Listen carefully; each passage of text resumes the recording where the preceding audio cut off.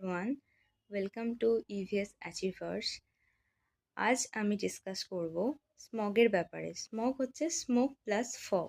তো এই মেনলি দুটো স্মগ এক্সামের জন্য খুব ইম্পর্টেন্ট, সেটা হচ্ছে ক্লাসিক্যাল স্মগ আর একটা হচ্ছে ফটোকেমিক্যাল স্মগ। তো ক্লাসিক্যাল স্মগ বা লন্ডন স্মগ বা রিডিউসিভ স্মগও বলা হয় একে। তো এর মেন কম্পোনেন্ট হচ্ছে সালফার ডাইঅক্সাইড, পার্টিকুলেট ম্যাটার, এবং উইন্টার সিজনে এটা মেনলি দেখা গিয়েছিল লন্ডনে 1952-তে।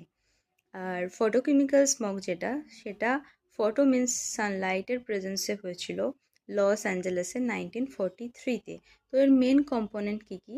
মেন কম্পোনেন্ট ছিল নাইট্রাস অক্সাইড, ওজোন এবং ভিওসিস অর্থাৎ ভোলাটাইল অর্গ্যানিক কম্পাউন্ডস। তো এরা মিলে তৈরি করেছিল পারক্সি অ্যাসিটাইল নাইট্রেট।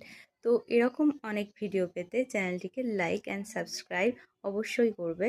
দেখা হচ্ছে নেক্সট ভিডিওর সাথে। Bye bye, take care.